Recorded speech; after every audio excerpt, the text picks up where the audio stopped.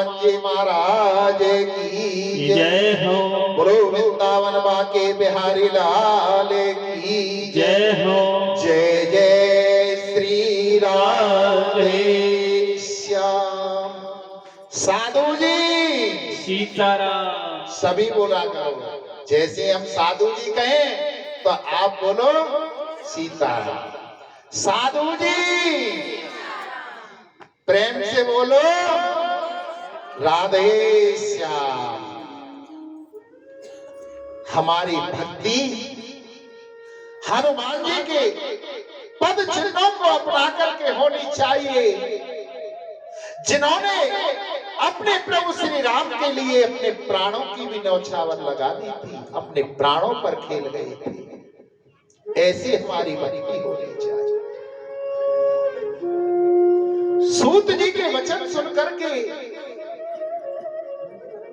नारद जी कहते हैं सनत कुमारों से कि भैया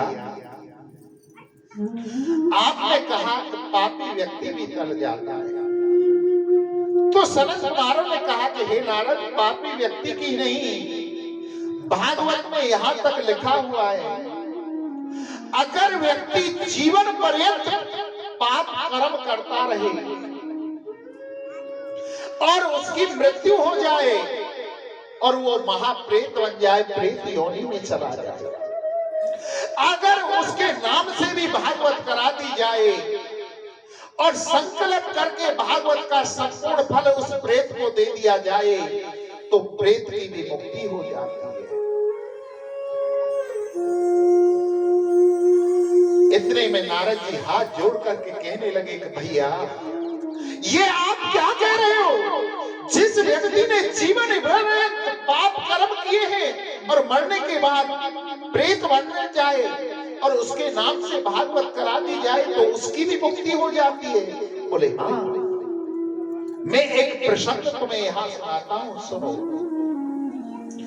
तुम भद्रा तटे पूर्वे मभूतपत्तमोत्तमा यत्र वर्णा स्वधर्मेण सत्य सत्कर्म तत्परा। एक तुंगभद्रा नाम की नदी थी, उसके किनारे बहुत सुंदर नगर था और उस नगर का नाम था उत्तम नगर। उसमें चारों वर्णों के लोग रहते थे, विप्र, वैश्य, क्षत्रिय और शूद्र। पहले चार ही वर्ण थे, ये जातिवाद नहीं था। पहले केवल चार वर्ण थे और चारों वर्णों के काम अलग अलग बटे हुए थे। विप्र वर्ण का कर्म था विद्या का अध्ययन कराना, धर्म का परायण कराना, ये विप्र समाज का कार्य था। वैश्य व्यापार वर्ग को देखते थे, क्षत्रिय देश की रक्षा करते थे और शूद्र खेत आदियों में कार्य करते थे। चारों वर्णों के अलग अलग कार्य बटे हुए थे। जो आज हमारा समाज सनातन धर्म जो नीति जा रहा है उसका प्रमुख कारण जातिवाद है। अगर हम जातिवाद से ऊपर उठ जाएंगे,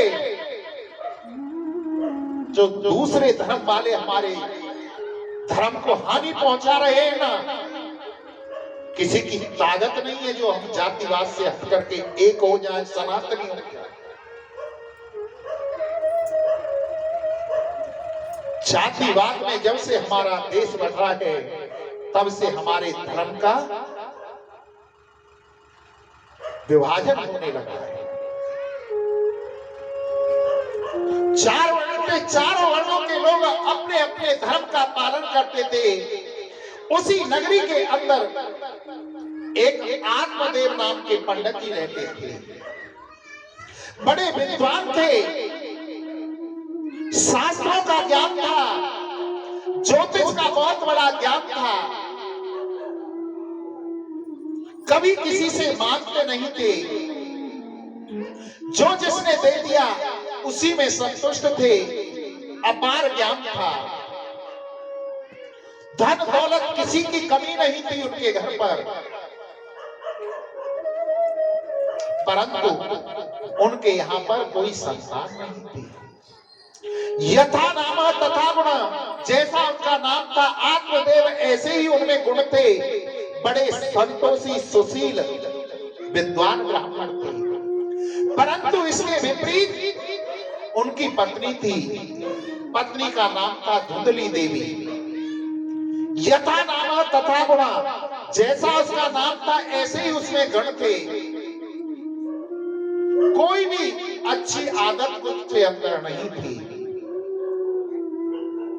ऐसा स्वभाव था, कभी सामने वालों से लड़ लिया, बगल वालों से दो हाथ कर लिए, अड़ोसी पड़ोसियों से हर तीसरे दिन लाठी डंडा कर लेती थी, और बोलती तो ऐसा लगता जैसे मानो मिर्च छिड़क रही है। ऐसी कर फाटी थी। ऐसी कृपा किसी किसी नारी पर ही होती है। पंडित जी तो चले जाते थे पूजा पाठ कर्म कृत्य आदि कराने के लिए। घर पर शासन किसका चलता था? धुंधली देवी का। जिससे जैसा मन करता था वैसा व्यवहार करती थी, लड़ती घुटती। परंतु जब पंडित जी शाम को लौट करके पंडिताई से आती तो द्वार पर हाथ में लोटा लेकर के ऐसे खड़ी हो जाती जैसे मानो सती अनुसुईया के बाद उसी का नंबर आता हो। जहां ऐसा बनावटी प्रेम हो वहां समझ लेना कुछ न कुछ गड़बड़ है। और शास्त्र कहते हैं, निर्मल मन जन सोई मोए पावा, मोह कपट छल छेद्रन भावा। जिनका निर्मल मन होता है वही मुझे पाते हैं, छल कपट छिद्र मुझे नहीं भाते। प्रभु कहते हैं, आत्मदेव जी के मन में अपनी पत्नी के प्रति श्रद्धा थी, उसका आदर सत्कार करते थे। पंडित जी के यहाँ पर कोई संतान नहीं थी। एक गाय थी उनके यहाँ, 6 वर्ष हो गए, उसने न किसी बछड़ा को बछिया को जन्म दिया। तुलसी पंडित जी लगाते अपने घर पर बिरवा में गमला में, तो तुलसी सूख जाती। पंडित जी बड़ी सोच में रहने लगे, आखिर ये किस कारण होता। एक दिन आत्मदेव जी घर से बाहर निकल करके, गांवों में चबूतरा होते हैं जिसे चौतरा बोला जाता है, घर के बाहर चबूतरा बना लेते हैं। शहरों में तो ये पार्क बना देते हैं घर के बाहर, गांवों में ऐसा चबूतरा बना देते हैं बैठने की स्लैब सी। तो अपने चबूतरा पर बैठे हुए थे, पड़ोसियों का आना प्रारंभ हुआ। अगर ज्यादा अच्छे ही पड़ोसी तुमको मिल गए ना तो तुम्हें उखाड़ करके ही छोड़ेंगे। आत्मदेव जी चिंता में बैठे हुए थे, तो पड़ोसी ने आकर के पूछा, पंडित जी क्यों चिंता में हैं? बोले, भैया क्या बताऊं, घर पर तुलसी लगाता हूं, बिरवा में गमला में तुलसी सूख जाती है। 6 वर्ष हो गए, गऊ ने न कोई बछड़ा दिया न बछिया दी, गऊ भी मेरी बांझ हो गई है। तो पड़ोसी ने कहा, पंडित जी आपको पता है किसके कारण हुआ? पंडित जी हाथ जोड़ करके कहने लगे, आप ही बता दो।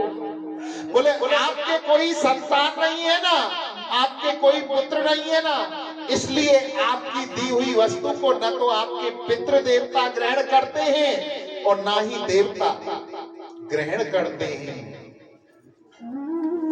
आत्मदेव जी के मन में ऐसी भावना बैठा दी कि मेरे पुत्र नहीं है, तो इस कारण ही ये सब कुछ हो रहा है। आत्मदेव जी को बड़ी गिलानी हुई और रात्रि में ही घर को छोड़ करके वन में चले गए और वन में जाकर के मन में संकल्प ले लिया कि यहां से लौट करके जब जाऊंगा कोई संत महात्मा अगर मुझे ये आशीर्वाद दे देगा कि मेरे संतान हो जाएगी तो लौट करके जाऊंगा, नहीं तो यहीं पर अपने प्राणों को त्याग दूंगा। 3 दिन हो गए, आत्मदेव जी ने कुछ भी नहीं खाया।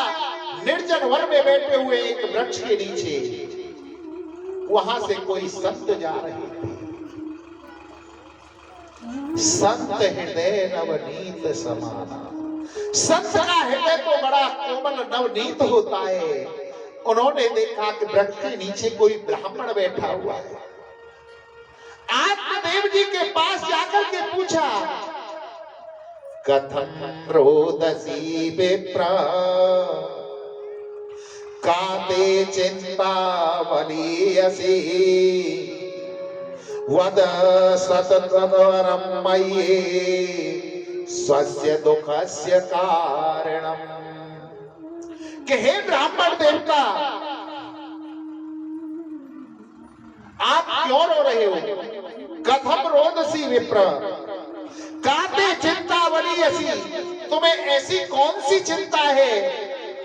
वदम सत्वरम मय्य स्वस्य दुखस्य कारणम, अपने दुख का कारण मुझे तो बताओ, तुम्हारे दुख का कारण क्या है? आत्मदेव जी संत के चरणों में गिर गए और कहने लगे, क्या बताऊं? हे संत महात्मा, मेरे घर कोई संतान नहीं है, इस कारण मेरी दी हुई वस्तु को न तो पितृ ग्रहण करते हैं और न देवता ग्रहण करते हैं। आप मेरा मार्गदर्शन कीजिए और मुझे कोई ऐसा वर दो जिससे मेरी संतान हो जाए। मुंचा ज्ञानम प्रजारूपम बलिष्ठा कर्मणो गति विवेकम तो समासात्यम ताज्य संसार वासनम। आत्मदेव जी की ऐसी वाणी सुनकर के संत कहने लगे कि हे पंडित जी, क्या करोगे पुत्र लेकर के? ये सांसारिक पुत्र तुम्हें जीवन में धोखा देंगे।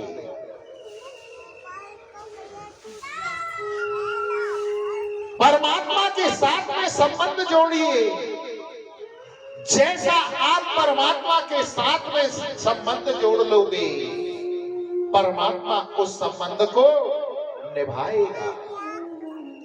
अनन्य ममता वैष्णो ममता प्रेम संगता भाव एव संध्यात्मा बुद्धि प्रेमा निगद्यते।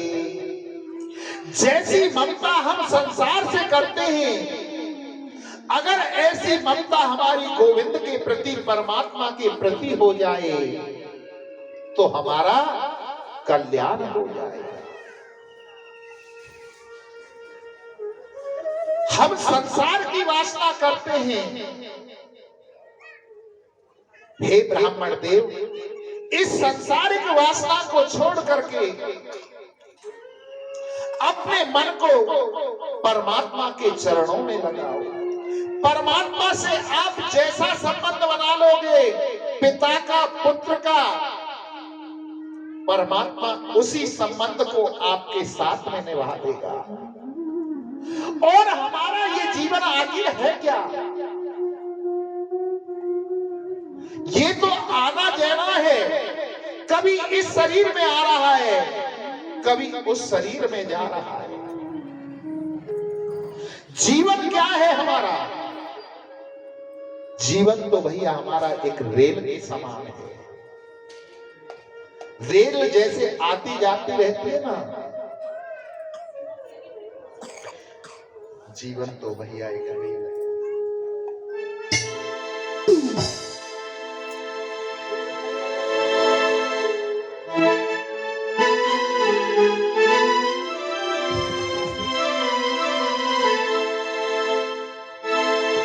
और जीवन तो भैया एक रेल है, कभी पैसेंजर कभी मेल है। जीवन तो भैया एक रेल है, कभी पैसेंजर कभी मेल है।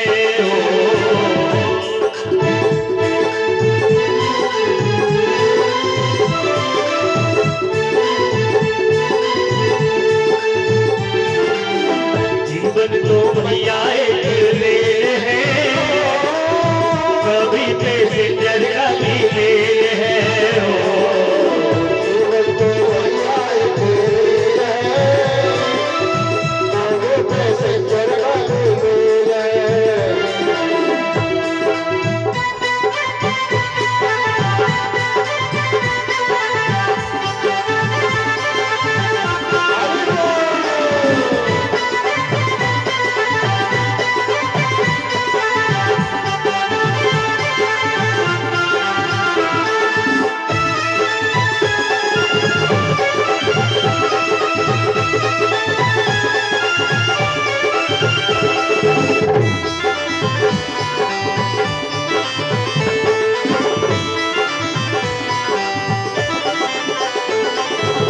सुख दुख की पन्नी पे दौड़ लगाती है, मंजिल तक हम सबको पहुंचाती है। सुख दुख की पन्नी पे दौड़ लगाती है, बस स्टेशन तक हमको पहुंचाती है। सुख दुख की पन्नी पे दौड़ लगाती है, मंजिल तक हम सबको पहुंचाती है।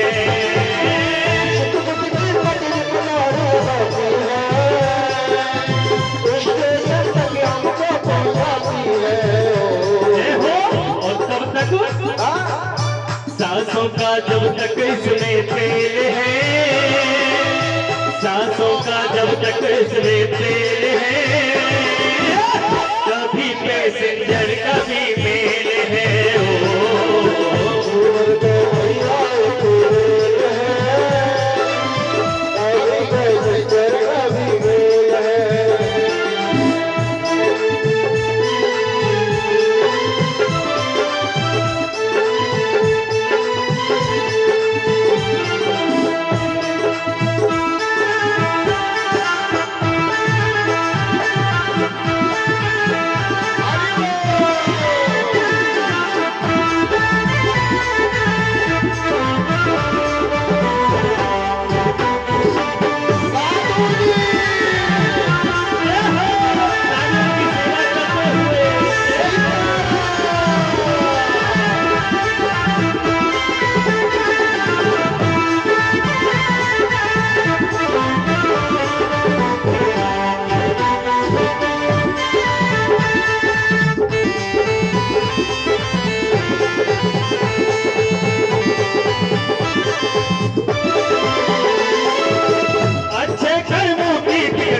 देना पूछे दीदी तो इसे दिखा देना।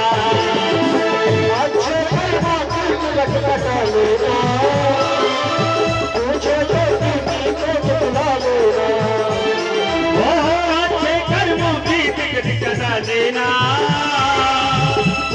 दीदी को दिखा देना।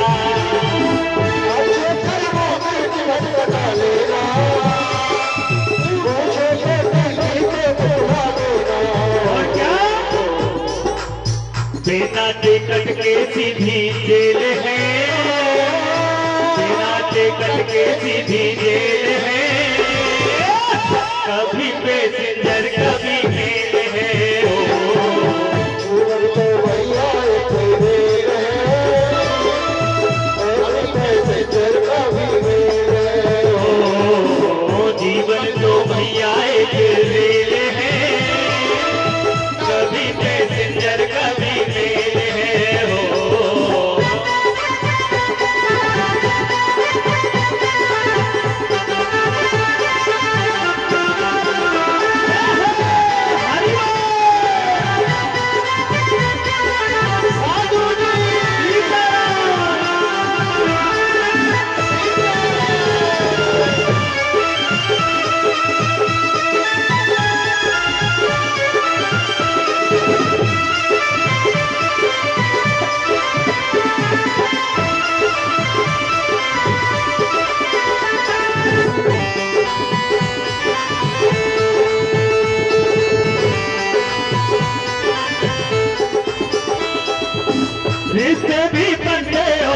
करते हैं, यात्री जो चढ़ते और उतरते हैं। उसको तो बढ़ते और उतरते हैं, यात्री तो चढ़ते और उतरते हैं। और इससे भी बढ़ते और बिगड़ते हैं, यात्री तो चढ़ते और उतरते हैं। उसको तो बढ़ते और उतरते हैं, यात्री तो चढ़ते और उतरते हैं। और क्या कान्हा के सिग्नल का ये खेल है, कान्हा के सिग्नल का ये खेल है, कभी पैसेंजर कभी मेल है।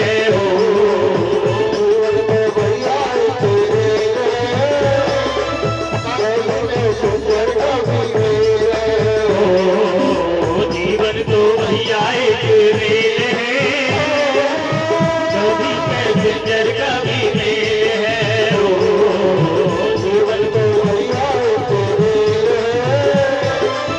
कभी पैसेंजर कभी मेल।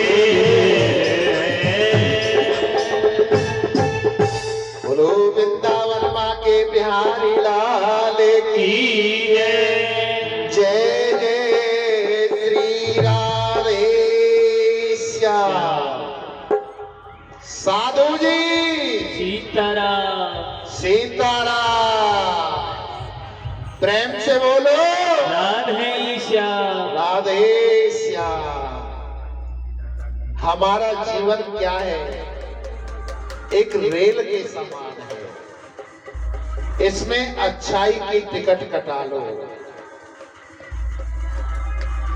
जैसा नाता हम परमात्मा के साथ में रखेंगे, परमात्मा वैसा नाता हमारे साथ में निभाएगा। सांसारिक पुत्र तो जीवन में धोखा दे जाएंगे, परंतु वो परब्रह्म परमात्मा कभी जीवन में धोखा नहीं देगा। संत की ऐसी वाणी सुनकर के आत्मदेव जी कहने लगे कि हे महात्माओं, आपकी ये सबसे बड़ी भ्रांति है कि हमने जरा सी मन की व्यथा क्या कह दी, आपने वेद वेदांतों का बखान करना प्रारंभ कर दिया। हे महात्मा जी, केवल आप कोई ऐसा उपाय बतला दो जिससे कि मेरी संतान हो जाए। तो महात्मा कहने लगे कि हे ब्राह्मण देवता, मैंने तुम्हारी मस्तिष्क रेखा को देखा है, इस जन्म में तो क्या अगले 7 जन्मों तक तुम्हें संतान का सुख नहीं है। ब्राह्मण देव हाथ जोड़ करके कहने लगा कि अगर संत की कृपा हो जाए तो कोई बड़ी बात नहीं है, या तो आप मुझे संतान होने का आशीर्वाद दे दो, नहीं तो तुम्हारे चरणों की सौगंध खा करके कहता हूं, अपने सिर को पटक पटक के तुम्हारे चरणों में मर जाऊंगा, परंतु खाली हाथ लौट करके अपने घर वापस नहीं जाऊंगा। जब ब्राह्मण ने ऐसा कहा कि ये ब्राह्मण मर जाएगा, तो संत तो बड़े दयालु होते हैं, उनको दया आ गई और उन संतों ने एक फल उस ब्राह्मण को दे दिया और कहा कि ये फल अपनी पत्नी को जाकर के खिला देना। नियम बतलाए, अतिथि सत्कार करना, साधु संतों का सत्कार करना, गौ की सेवा करना, सत्य बोलना और चटपटा नहीं खाना है, तामसी भोजन नहीं करना है, सात्विक भोजन करना है। आत्मदेव जी उस फल को लेकर के बड़ी प्रसन्नता में अपने घर आए और आकर के अपनी पत्नी धुंधली देवी को वो फल दे दिया और कहा कि हे देवी, तुम इस फल को खा लो तो इससे तुम्हें संतान होगी। आत्मदेव जी से धुंधली देवी ने उस फल को ले लिया, परंतु मन में चिंता करने लगी कि अगर मैं इस फल को खाऊंगी तो बगैर चटपटा तीखा खाए तो मुझ पर रहा नहीं जाता है। अतिथि संस्कार, साधु संस्कार मेरे पर नहीं होंगे। जब तक 10 पांचों से मैं लड़ नहीं लेती तब तक मेरे मन को तसल्ली नहीं आती है।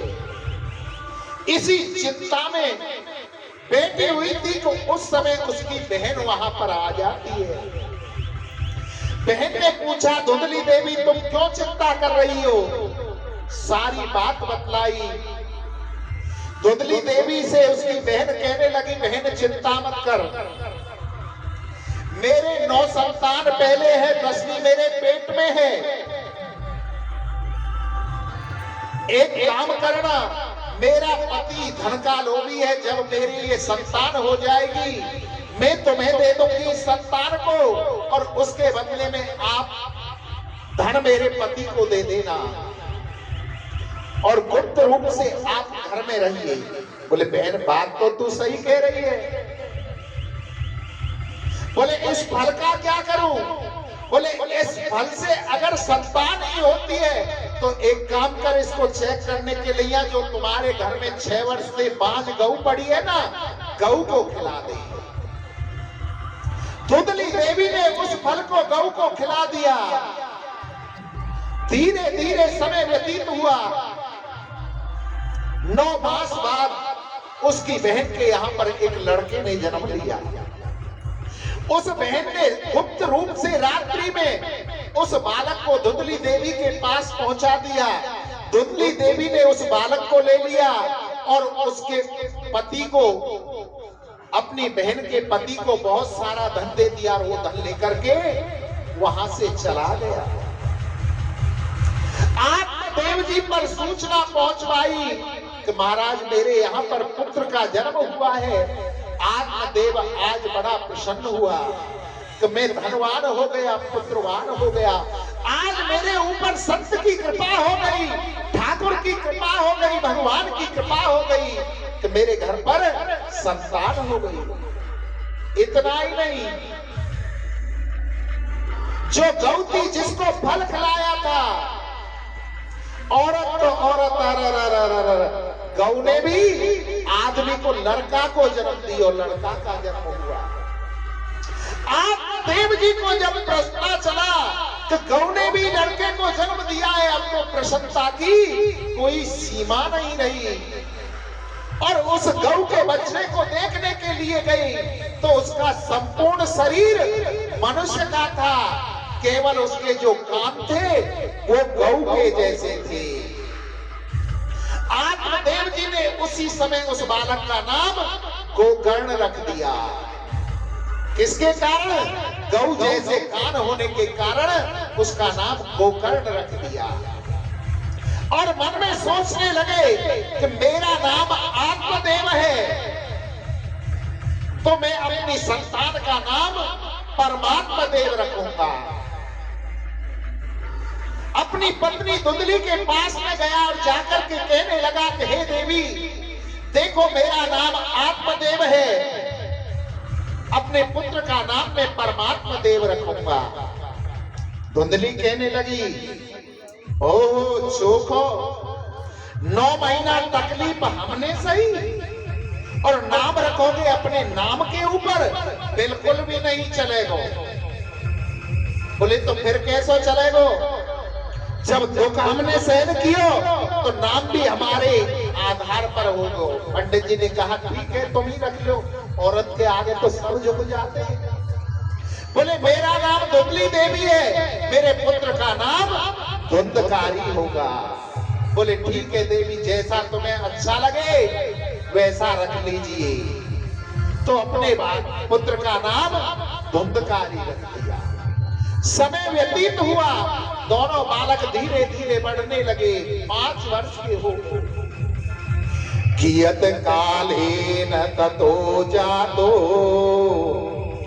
तरुणो तनया बभो गोकर्ण पंडितो ज्ञानी धुंधकारी महाकल।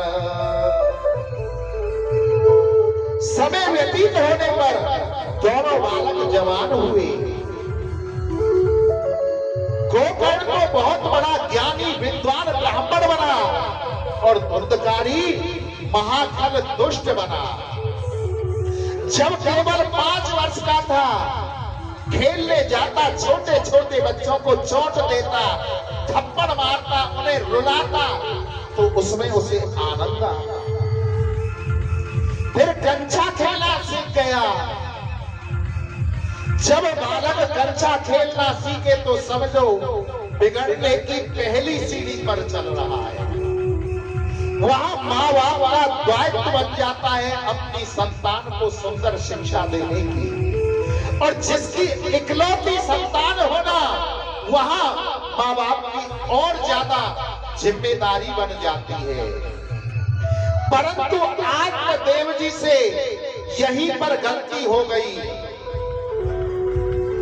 मन में सोचते, धुंधकारी की माता धुंधली देवी भी ये सोचती कि इकलौता है, जो कुछ है सब इसी का है। कंचा गोलियों से ताश खेलना सीख गया।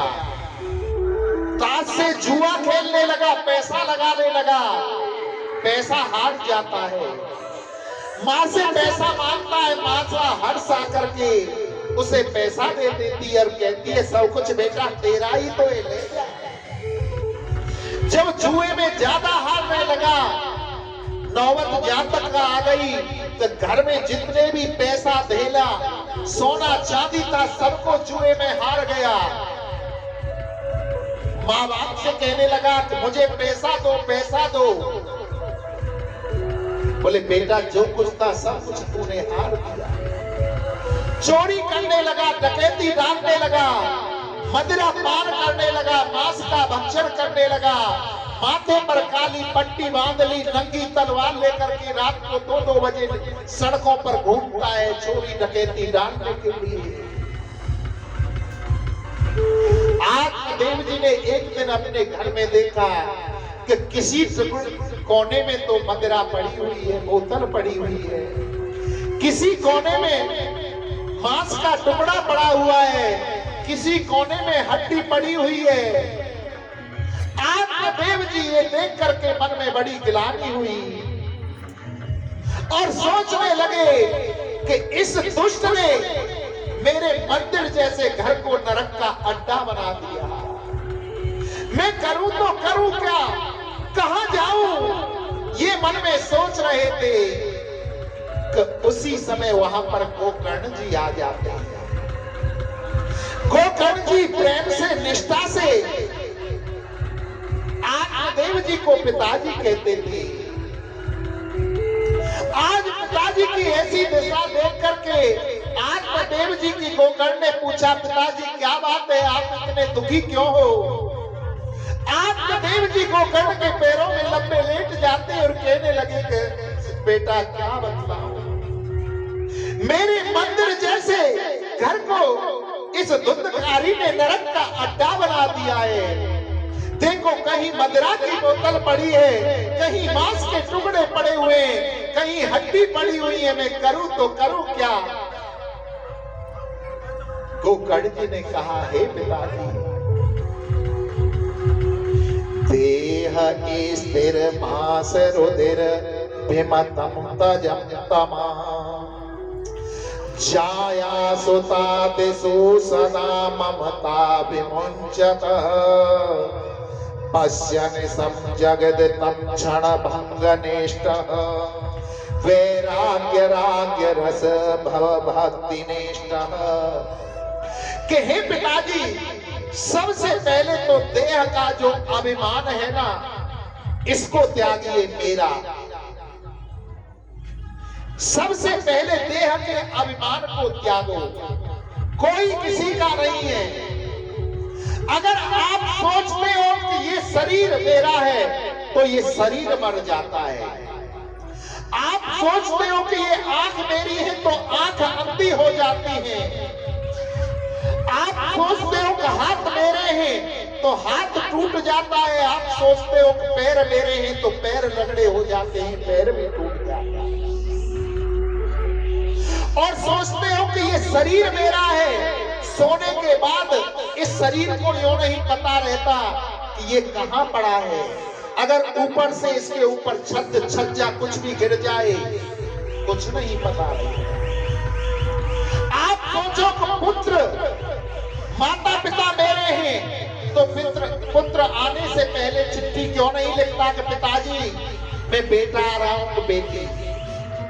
माता पिता को अपना समझते हो। माता पिता मेरे हैं तो मरने के बाद में वो जाकर के चिट्ठी क्यों नहीं लिखते कि बेटा मैं नरक में पहुंच गया कि मैं स्वर्ग में पहुंच गया। कोई किसी का नहीं है। देव अभिमान को त्यागिए सबसे पहले तो बेटा मैं क्या करूं, मेरा मार्गदर्शन करो, मैं करूं तो क्या करूं। गोकर्ण जी कहते हैं कि हे पिताजी मन की तरंग मार लो हो गया भजन। आदत बुरी सुधार लो हो गया भजन।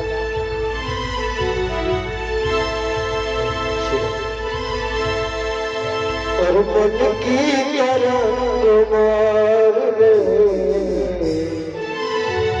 बस हो गया भजन।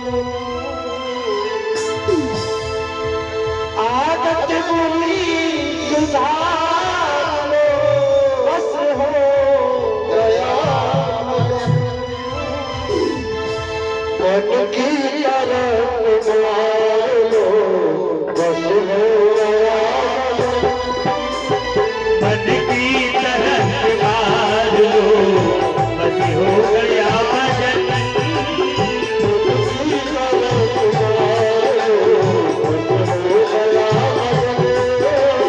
मन की तरंग मार लो बस हो गया भजन। आदत बुरी सुधार लो बस हो गया भजन। आदत बुरी संभाल लो बस हो गया भजन।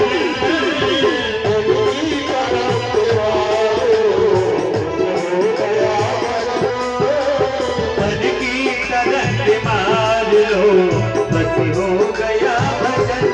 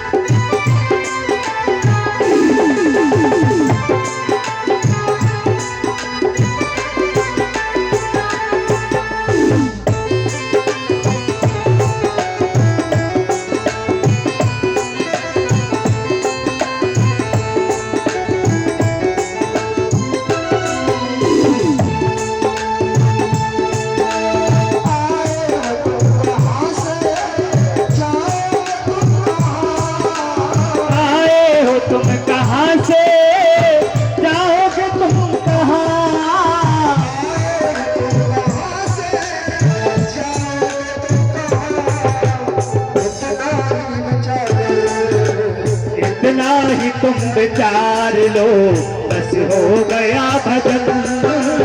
आदत बुरी संभाल लो बस हो गया भजन।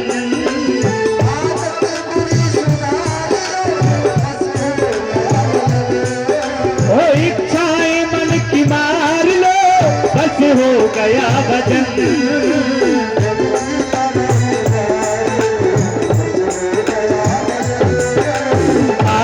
दूरी संभाल लो बस हो गया भजन।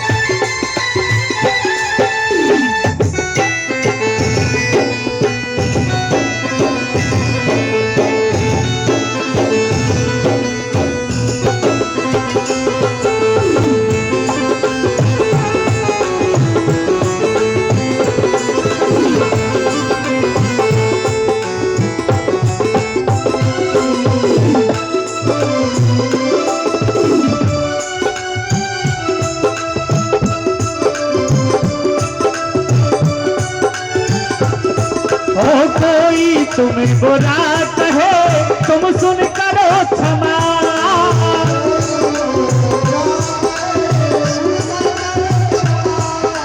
कोई तुम्हें बुरा कहे तुम सुन करो क्षमा।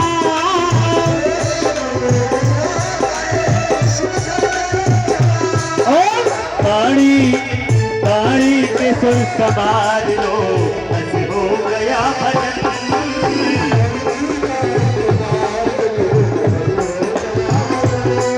ओ मन की तरंग मार लो, बस हो गया भजन।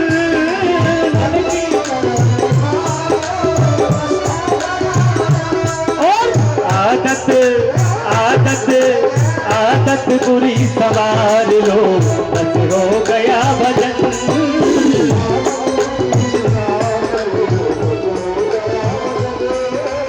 इच्छाएं मन की मार लो, बस हो गया भजन।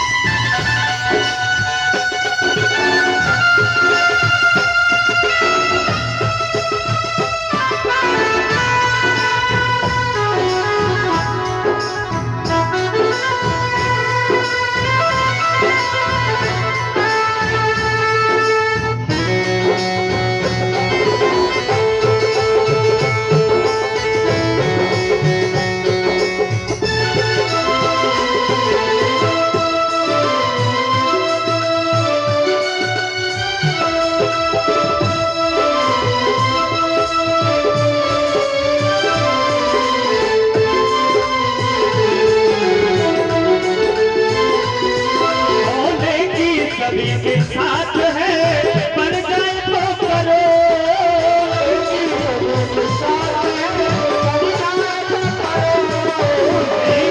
सभी के साथ में पड़ जाए तो करो।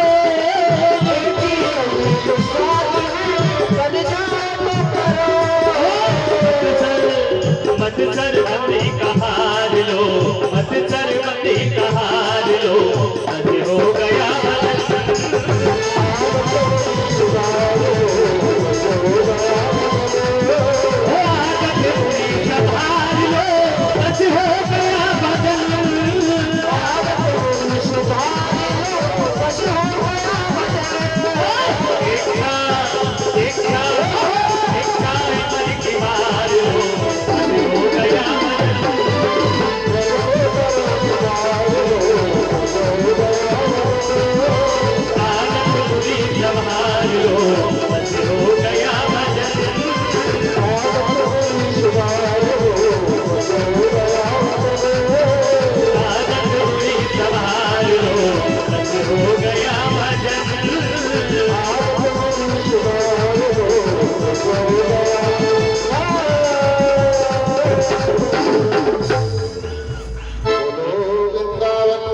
बिहारी लाल की जय। जय जय श्री राधे श्याम।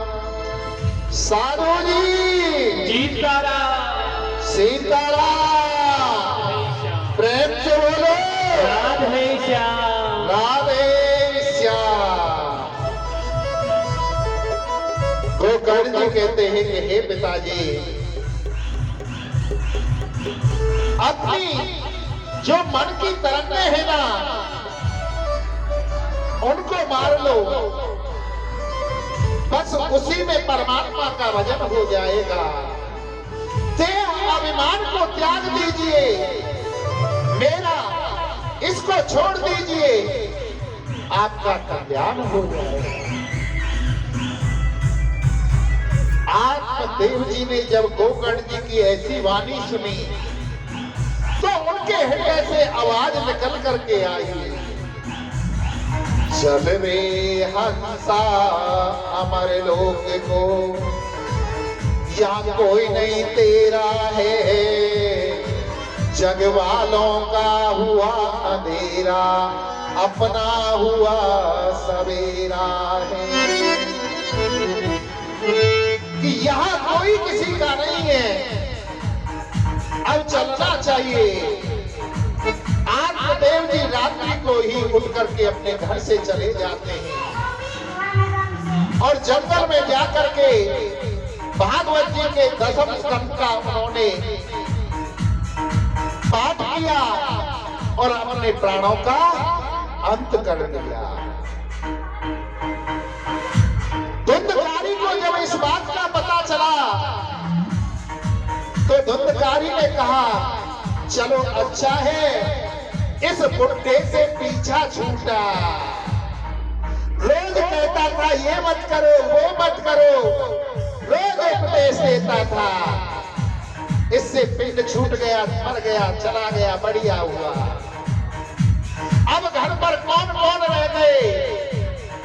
धुंधली देवी और धुंधकारी। माता को मारने लगा, माता पर हाथ उठा दिया, कहने लगा सोना दो, चांदी दो, पैसा दो। माता ने कहा बेटा जो कुछ था सब तुझे दे दिया, अब मेरे पास कुछ भी नहीं है। और हृदय से आवाज आई कि इस पुत्र की तो मैं बिना पुत्र के ही अच्छी थी, मुझे ऐसी संतान नहीं चाहिए।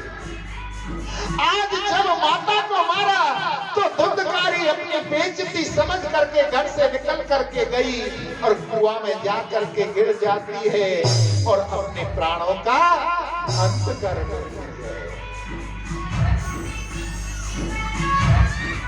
आपको एक बात बतलाऊं, जीवन में कुछ भी कर लेना, परंतु कभी भी माँ बाप का अनादर मत करना। माँ बाप का कर्जा हमारे जीवन पर जितना होता है, माँ का कर्जा कभी चुका नहीं सकते। माँ आखिर माँ होती है जो 9 महीने अपने सौंदर्य स्वाद को छोड़ करके हमारे लिए जीती है, 9 महीने गर्भ में रखती है, हमें जन्म देती है, खट्टा चटपटा सबको छोड़ देती है, बड़ी तकलीफ सहती है माँ। माँ आखिर माँ होती है, माँ का कर्ज कोई नहीं चुका सकता। आप गीले में सोती है और हमें सूखे में सुलाती है, माँ आखिर माँ होती है। माँ बाप को कभी भी कष्ट ना पहुंचे ऐसा जीवन में प्रयत्न करना। जिसने माँ बाप का दिल दुखाया वो कभी सुखी नहीं रह सकता है। आज धुंधकारी के कारण उसके माता पिता की मृत्यु हो गई, घर में अकेला रह गया, 5 वेश्याओं को ले आया। ये 5 वेश्याएं बड़ी खतरनाक थी। उन्होंने कहा धन लाओ, कहीं से भी कमा करके लाओ, हमें तो धन चाहिए। चोरी डकैती डालने लगा, बड़ी बड़ी सिपाहियों द्वारा पकड़ा गया, जेल में बंद कर दिया। वेश्याओं ने सोचा कि इस धुंधकारी से अपने धन तो बहुत कमा लिया, अब ये राजा की नजर में चढ़ गया है, एक दिन हम भी पकड़ी जाएंगी और जो हम पर धन है उसको भी राजा ले लेगा। 1-2 दिन बाद धुंधकारी को सिपाहियों ने छोड़ दिया। धुंधकारी घर पर आया, 5 वेश्याओं ने प्लान बनाया। जब रात को धुंधकारी सो रहा था, उसके हाथ पैरों को खटिया से बांध दिया, मुंह में कपड़ा ठूंस दिया और जलते हुए अंगारे उसके ऊपर डाल करके वहां से धन लेकर के 5 वेश्याएं चली गई। जिस व्यक्ति ने जीवन पर्यंत पाप किए हो, जिसके कारण जिसके माता पिता की मृत्यु हुई हो, उसकी क्या मुक्ति हो सकती है? कभी नहीं। वो धुंधकारी महाप्रेत बन गया। गोकर्ण जी तीर्थ यात्रा पर गए हुए थे, उन्हें अपने माता पिता और धुंधकारी की मृत्यु का समाचार मिला। तो गोकर्ण जी ने जाकर के गया जी ने उनके नाम से पिंड दान किए। पिंड दान करके वहां से गोकर्ण जी जब लौटे तो रात के 12 बजे हुए थे। उन्होंने सोचा कि अगर मैं किसी के यहाँ पर जाता हूं तो मेरे अतिथि संस्कार में लग जाएगा।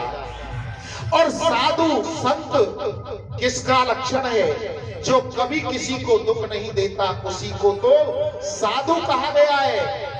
और जो दूसरे को दुख देकर के स्वाद ले वो साधु नहीं स्वादु हो जाता है। अगर मैं अब किसी के पास जाऊंगा मेरे अतिथि सत्कार में लग जाएंगे। एक काम करता हूं, जिन्हें मैं पिताजी कहता था आत्मदेव जी, उनका महल खाली पड़ा होगा मकान, उसी में चलता हूं, रात्रि को वहां काटूंगा और सुबह गांव वालों से मिल लूंगा। आत्मदेव जी के मकान में चले गए और जाकर के तपस्या करने के लिए गोकर्ण जी बैठ गए। या निशा सर्वभूतानां तस्याम जागृते संयमी। जिस समय सारा संसार सोता है उस समय संयमी लोग बैठ करके तपस्या करते हैं। गोकर्ण जी जैसे ही तपस्या करने के लिए बैठे तो उन्हें तो भयानक शब्द सुनाई देने लगे। कभी हाथी की आवाज आती है, कभी मेढ़े की आवाज आती है, कभी भैंसा की आवाज आती है, कभी बिजली कड़कने की आवाज आती है।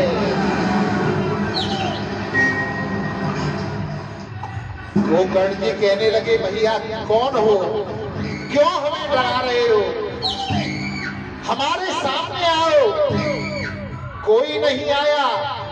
गोकर्ण जी ने अपने कमंडलू से जल लिया और उसे अभिमंत्रित करके जैसे ही फेंका तो एक परछाई हाथ जोड़कर खड़ी हो गई और कहने लगी, अहम भ्राता तदियो इसमें धुंधकारी थी महाकर। अहम भ्राता तदियो इसमें धुंधकारी नामता स्वकीयनेव दोषेण ब्रह्मणस्तनासितं मया। कि हे भैया मैं तुम्हारा ही भाई धुंधकारी हूं, परंतु अपने कर्मों के कारण मैंने अपने ब्राह्मणत्व को छीन कर दिया है। परंतु आप जैसा भाई जिसका विद्वान हो उसका भाई प्रेत योनि में पड़ा हो अच्छा नहीं लगता। आप मेरी मुक्ति का कोई उपाय करो, मेरी मुक्ति का कोई उपाय करो। गोकर्ण कहने लगा, अरे धुंधकारी तुम्हारी मृत्यु का, माता पिता की मृत्यु का समाचार तो मुझे तीर्थ यात्रा में ही मिल गया था और मैंने तुम्हारे नाम से जाकर के, माता पिताजी के नाम से जाकर के गया जी में पिंड दान कर दिए। और कहते हैं जिसका पिंड दान हो जाता है गया जी में उसकी मुक्ति हो जाती है, और तू महापापी यहाँ प्रेत बना पड़ा है। धुंधकारी हाथ जोड़ करके कहने लगा, कहे भैया जिसके कारण जिसके माता पिता की मृत्यु हुई हो उसकी कभी मुक्ति नहीं हो सकती है। एक बार क्या तुम 100 बार भी जाकर के गया जी में पिंडदान कर दोगे मेरी मुक्ति नहीं होगी, क्योंकि मेरे ही कारण पिता की मृत्यु हुई और मैंने माता को जब मारा तो माता ने जा करके आत्महत्या मेरे ही कारण की। कोई मेरी मुक्ति का उपाय सोचिए। गोकर्ण ने कहा ठीक है। दूसरे दिन ग्रामवासियों को जब पता चला गोकर्ण जी आ गए तो ग्रामवासी उनके पास में आए। रात की सारी सूचना गोकर्ण जी ने ग्रामवासियों को बताई और सूर्य नारायण भगवान की तरफ हाथ जोड़ करके कहने लगे कि हे भुवन भास्कर, केवल इतना बता दो, महाप्रेत की मुक्ति का क्या उपाय है। तो सूर्य भगवान ने आकाशवाणी कही और कहा, श्रीमद् भागवतम मुक्ति सप्तावाचनम कुरु इति सूर्यवच सर्वै धर्म रूपतो विश्रुतम, कि इसका तो केवल एक ही उपाय है कि प्रेत के नाम से आप श्रीमद् भागवत कथा कराओ, उसकी मुक्ति हो जाएगी। गोकर्ण जी ने, ग्रामवासियों ने, सभी ने उस आकाशवाणी को सुना, बहुत सुंदर व्यास मंच बनाया और वक्ता के रूप में गोकर्ण जी को विराजमान कर दिया। सामने एक आसन बिछा दिया धुंधकारी के लिए और कहा कि हे धुंधकारी, आकर के तुम इस आसन पर विराजमान हो जाओ, तुम्हारी मुक्ति के लिए मैं श्रीमद् भागवत कथा कर रहा हूं। तो अब धुंधकारी आकर के उस आसन पर कैसे बैठे, उसका कोई शरीर तो था नहीं। वहीं पर व्यासपीठ के बराबर में बाईं तरफ एक बांस का बगीचा था। एक बांस में छिद्र था, सप्तग्रंथी बांस था। जाकर के धुंधकारी उस बांस की उस पहली ग्रंथि में जिसमें छिद्र था उसमें जाकर के बैठ गया। जैसे ही पहले दिन की कथा पूरी हुई, पहली ग्रंथि फट जाती है। दूसरे दिन की कथा पूरी हुई, दूसरी ग्रंथि फट गई। तीसरे दिन तीसरी ग्रंथि फट गई। एक एक करके 7 दिन में 7 ग्रंथि फट जाती है और वो धुंधकारी एक देव स्वरूप में हो जाता है, देव तुल्य हो जाता है। उसी समय भगवान के पार्षद वहां पर विमान लेकर के आ जाते हैं। भगवान के पार्षद जब आ गए, कहा, आइए धुंधकारी जी, आप बैठिए और चलिए स्वर्ग लोक को। गोकर्ण ने कहा, रुको तो सही महाराज, आप कौन हो, कहां से आए हो और क्यों इसे ले जा रहे हो? तो कहने लगे, अत्रैव हवसन्ति श्रोता मम निर्मला आनितानि विमानानि ते तेषां युगतपताकुत। कि इस धुंधकारी ने भगवान की कथा सुनी, श्रीमद् भागवत कथा सुनी, इससे इसकी मुक्ति हो गई और हम स्वर्ग लोक से इसके लिए विमान लेकर के आए हैं, इसे जाने दो। बोले, अगर कथा सुनने से मुक्ति होती है तो यहाँ जितने भी भक्त श्रोता बैठे थे सबने कथा सुनी, सबके लिए विमान लेकर के आओ और सबको स्वर्ग में लेकर के चलो। भगवान के पार्षद कहने लगे, कथा सुनने में पद्धति में अंतर है। श्रोता 3 प्रकार के बतलाए, श्रोता, सरोता और सोता। श्रोता उसे कहते हैं जो सच्चे मन से, हृदय से अपने कल्याण के लिए एकाग्र मन होकर के कथा को सुने, उसे सच्चा श्रोता कहा गया है। दूसरे नंबर पर सरोता। सरोता कहते हैं जिससे सुपारी काटी जाती है ना, हमारे इस क्षेत्र में तो सुपारी कम खाते हैं। आप कभी उत्तर प्रदेश के पूर्वी इलाके में, मध्य प्रदेश में, बिहार में जाओगे तो वहां प्रत्येक व्यक्ति सुपारी खाता है। उसके पास में सुपारी काटने के लिए जो औजार होता है उसे सरोता बोलते हैं। और यहाँ देखना है तो पनवाड़ी के पास में बहुत मिल जाएगा।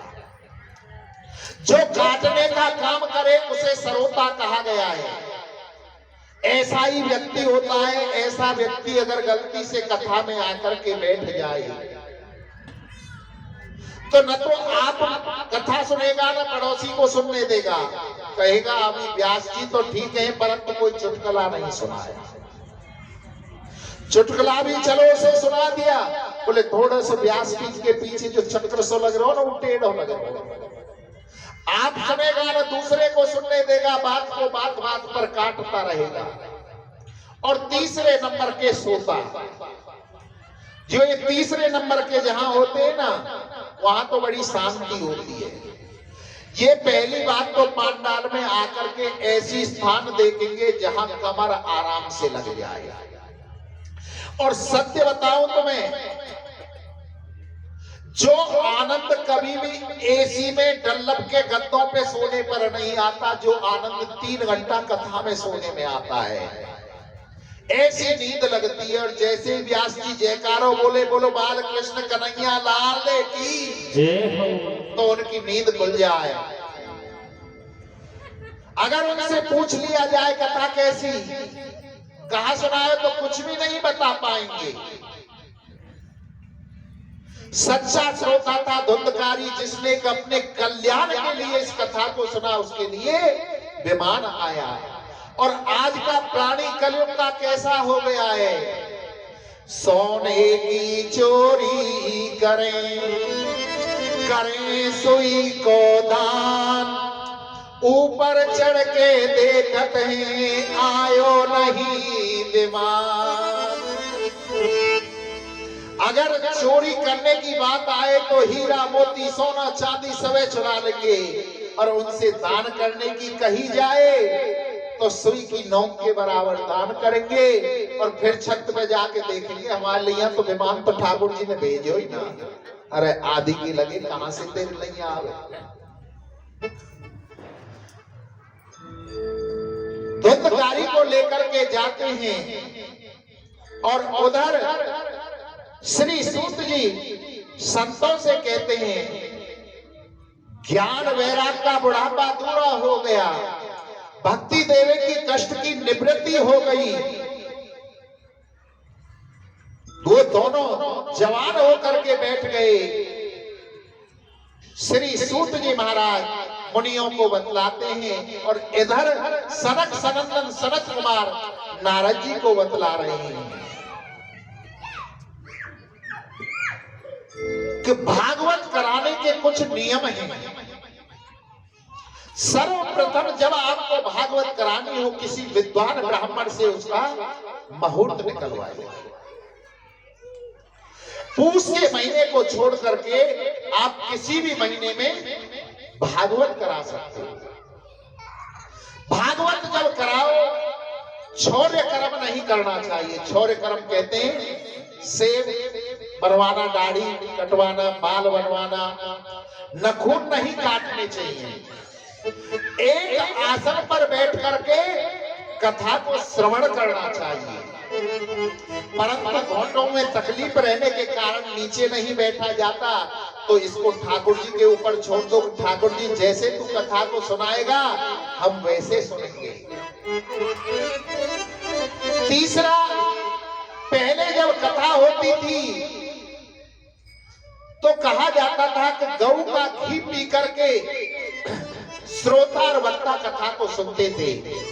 न तो हमारे शरीर में इतनी शक्ति न आपके में कि जो गौ के घी को पचा सके, केवल गौ का घी पीते थे। परंतु भागवत जी में लिखा है भोजनम तो वरे मन्यम कथा श्रवण कार्यक्रम नोपवासो वर प्रोक्तो कथा विगनम करो यदि। एक बार नहीं, 2 बार नहीं, 4 बार भोजन करो। पहला सुख निरोगी काया। हल्का भोजन किस लिए बताया? फलहार का, उससे निद्रा नहीं आती, आप आराम से बैठ सकते हो, जिससे आपका शरीर स्वस्थ रह सके ऐसा आप भोजन कर सकते हो। डोंगरे जी महाराज हैं, दोनों समय दूध दलिया खाते हैं और भागवत जी करते हैं। तो कहते हैं कि शरीर को पहला सुख निरोगी काया, जिससे हमारा शरीर स्वस्थ रह सके ऐसा नियम करना चाहिए। अगर आप व्रत रह सकते हो तो व्रत रहो, फलाहार लो, नहीं आपका शरीर अलाउड करता है तो आप भोजन करिए। उसके बाद में बतलाया, जब कथा कराओ सर्पतो भद्रमंडल, रुद्र कलश, पितृ कलश, नवग्रह, षोडश मात्र का वर्ण देवता, इनके लिए अलग अलग चौकी बनाओ। 5 ब्राह्मणों को वर्णित करो जो मूल पाठ, बीज मंत्र, गायत्री मंत्र आदि का जप करें। 5 3 जितने भी हो सके संगीतकारों को वर्णित करो, क्योंकि भागवत जी के श्लोक इतने सुंदर हैं कि उनको गाया जाए तो आनंद ही आए। चौथा, आप किसी भी आसन से बैठ करके कथा सुनिए, परंतु एक आसन है जिसका नाम है दरिद्री आसन। वो आसन कौन सा है? दोनों घोंटुओं को जब इस हिसाब से बांध लिया जाता है हाथों के बीच में, उसे दरिद्री आसन बोला जाता है। अगर इंद्र भी उस आसन से कथा को सुनेगा तो दरिद्री हो जाएगा। इसलिए एक घोंटू को पृथ्वी पर रख लो, कुर्सी पर बैठ जाओ, परंतु कभी भी दोनों घोंटुओं को बांध करके कथा श्रवण नहीं करनी चाहिए। ऐसी कथा होने लगी कि भक्ति देवी जवान हो गई, उनके जो ज्ञान और वैराग्य थे वो जवान हो गए, नाचने लगे। पहला स्थलधारी तरल गति जदो कांसधारी, वीणाधारी सुरसीश्वर कुशल तया राग कृतार्जुन भूता, इंद्रोवादी मृदंग जय जय सुकुमारा, कीर्तने ते कुमारा, यत्रा के भाव भक्ता सर सर चनया व्यास पुत्र बहुवः। पहला जी ताली बजाने लगे, उद्धव जी कंस बजाने लगे, इंद्र मृदंग बजा रहे हैं, कीर्तन होने लगा। भगवान प्रकट हो गए, प्रसन्न हो गए। बोला मैं तुमसे प्रसन्न हूं, मांगो क्या वर मांगो। तो भक्ति देवी ने कहा कि हे प्रभु, केवल इतना भक्त वर दे दीजिए, जहां भी आपके नाम का गुणगान हो, कीर्तन हो, आप आ जाओ। तो भगवान ने वर दिया कि हे देवी मैं वर देता हूं, जहां भी कथा कीर्तन होगा वहां भक्त के हृदय में भक्ति के रूप में मैं आ जाऊंगा। आशीर्वाद दे दिया। और सब किस भाव में नाच रहे हैं? काली कमली वाला मेरा यार।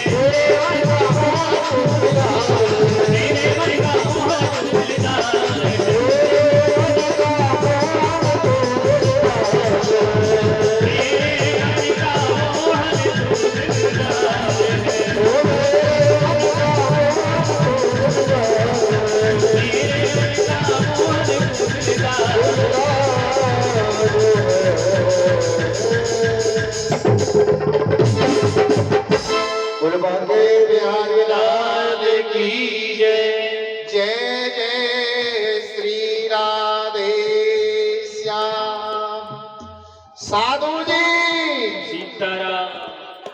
सीताराम। प्रेम से बोलो राधे श्याम। राधे श्याम। यहां एक प्रसंग याद आ गया। एक हमारा चेला था जिसका नाम था चंगीलाल। एक बार हमारा चेला चंगीलाल काशी जी पढ़ने गया।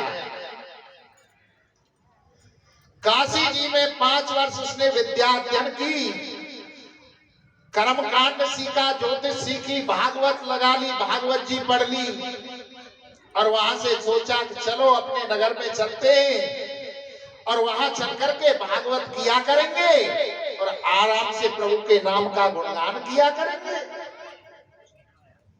काशी से चंगीलाल ने अपने घर आने के लिए रेल पकड़ ली, रेलगाड़ी चला। वहां से 2-4 ही स्टेशन चला होगा। गाड़ी जाकर के एक अगले स्टेशन पर रुकी। चंगीलाल को भूख लगी। उसने देखा स्टेशन पर स्टॉल लगी हुई है। रेलगाड़ी में से उतरा और स्टॉल पर जाकर के दुकान पर कहने लगे, भैया एक पेप्सी दे दे, 2 कचौड़ी दे दे, 1 समोसा दे दे। स्टॉल वाले ने, दुकानदार ने कहा, भैया 80 रुपया तू दे दे। चंगीलाल ने 80 रुपया निकालने के लिए जैसी जेब में हाथ डालो, हाथ जेब में पार करके नीचे लेकर गो। जेब को और छोड़ कछ भी नहीं मिलो। चंगीलाल को दिमाग खराब। बोले पैसा तो पैसा यार, जेब में टिकट भी रखी, टिकटें भी ले गए हो मेरी। टिकटें तो कम से कम छोड़ जा तो। बोले अगर बगैर टिकट के गए तो कहीं टीटी पकड़ लेगो और जेल में डाल देगो। रेल में भगो भगो गयो, कहीं रेल चल ना जाए, अपनी पोती पत्रा थैला उतार के नीचे उतर आए। बोले हम तो पैदल ही चले जाएंगे, आके तो बढ़िया कहीं टीटी पकड़ के जेल में डरवा दे। रेल की पटरी के साथ साथ चलने लगे। चंगीलाल ने कुछ भी नहीं खाया बेचारे ने, जेब में पैसा नहीं। थोड़ी दूर कोई 2-4 किलोमीटर ही चलो तो एक गांव दिखाई दियो। बोले होगी सो देखी जाएगी, या गांव में चले, यहाँ के पंडित जी से मिल करके और यहाँ कोई भागवत कर लेंगे, वहां में कछु दान दक्षिणा प्राप्त है जाएगी, वो आते अपने घर को चले जाएंगे। चंगीलाल जी वहां गांव के पंडित जी के पास में गए और जाकर के गए, जय श्री कृष्णा, जय श्री कृष्णा आदान प्रदान की। बोले हम काशी से पढ़ के आए, आप एक काम करो, या गांव के जो प्रधान थे ना, वहां पटेल साहब बोला जाता था प्रधान जी को। बोले पटेल साहब से हमें मिला दो, तो पटेल साहब के यहाँ हम कथा कर देंगे, वहां के बदले में हमें कुछ दक्षिणा मिल जाएगी, हम अपने घर को चले जाएंगे, क्योंकि हमारी जेब कट गई, वही में पैसा है, वही में टिकट। गांव के पंडित जी बोले चलो ठीक है। पटेल साहब के पास में चंगीलाल को लेकर के गए। पटेल साहब सभा लगाकर बैठे हुए थे उस समय। सभा किसने लगा रखी? बहुत ऊंचा एक पत्थर था, चौड़ी शिला थी, उस पर बैठे थे और ग्रामवासी नीचे बैठे हुए।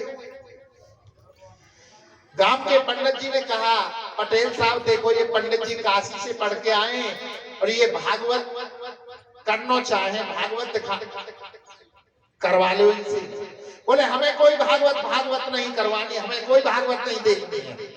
उन्हें पता ही नहीं था आखिर भागवत क्या होती है। वह पटेल साहब के 2 नन्हे छोटे छोटे लड़का मोड़ा। अब बोले पिताजी हमको कथा सुननी है, हमें भागवत देखनी है। उनने समझो कोई मजारी को तमाशा होगो भागवत, हमें भागवत देखनी है, हमें भागवत देखनी है। पटेल साहब ने कहा रुको रुको रुको रुको पंडित जी रुको, बालकन ने भागवत दिखा दो कह के। और पटेल साहब भोजन करने को टाइम है, आप भोजन करने के लिए यहाँ चले गए।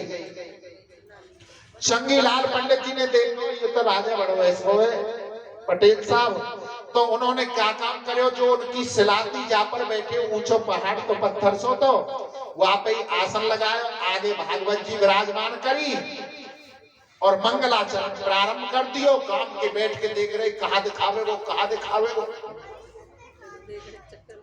सब बालक भी कोई तमाशा हो बैठे हुए। इतनी देर में पटेल साहब भोजन करके आए, आके देख अरे या पंडित जी ने कहा करे मेरी सिला पे अपना आसन लगा लियो। अब मैं सोऊंगो कहा, वो जो पटेल साहब थे उसी सिला पर सो जाते थे, इतनी बड़ी। बोले कोई बात ना, ये कर रहे हैं।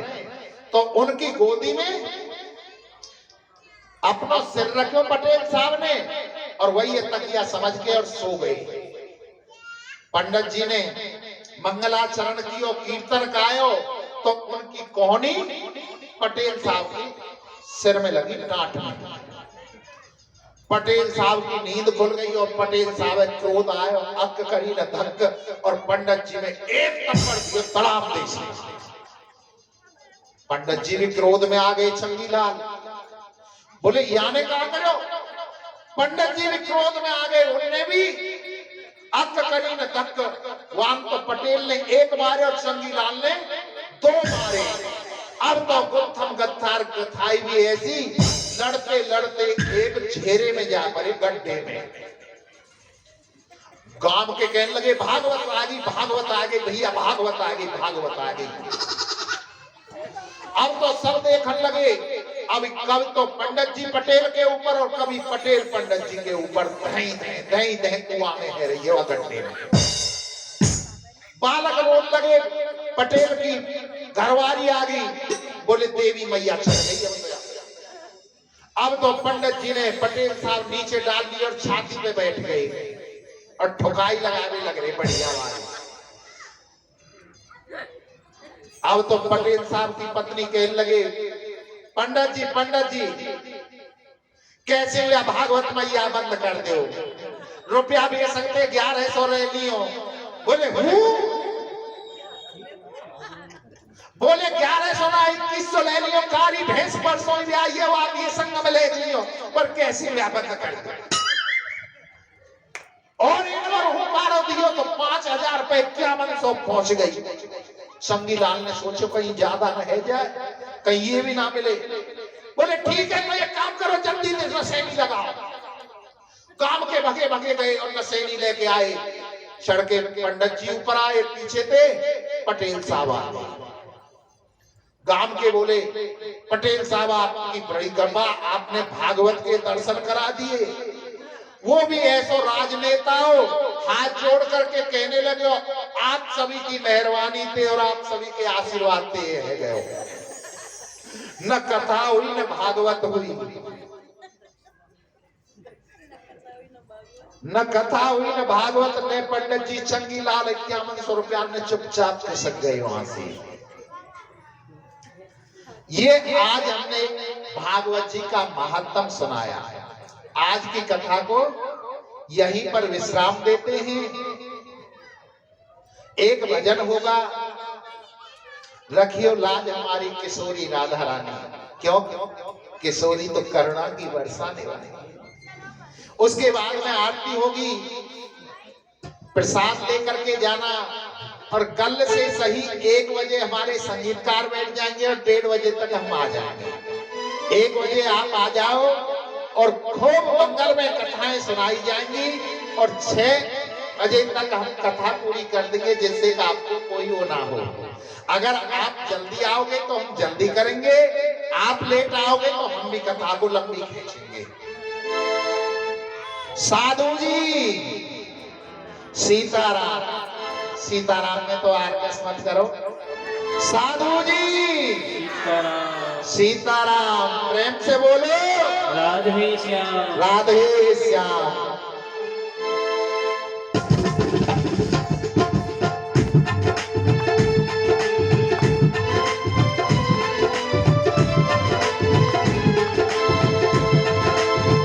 रखियो लाज हमारी किशोरी राधे, रखियो लाज हमारी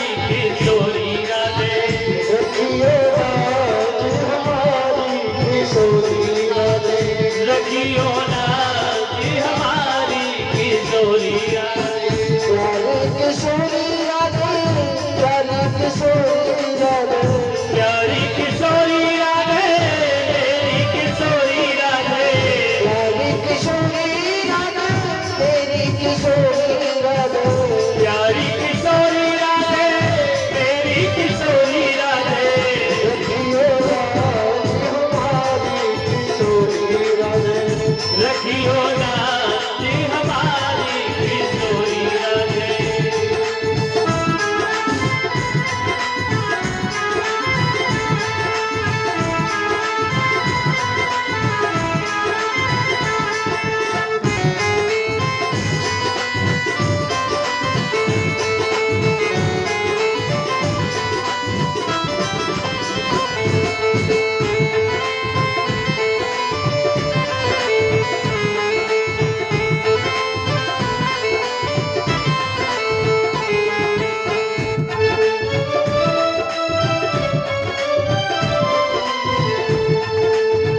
नंद बाबा के कुंवर कन्हैया नंद बाबा के कुंवर कन्हैया नंद बाबा के कुंवर कन्हैया नंद बाबा के कुंवर कन्हैया तुम ब्रह्मांड दुलारी किशोरी राधे रखियो नाच हमारी किशोरी राधे रखियो राज हमारी किशोरी राधे रखियो नाच हमारी किशोरी राधे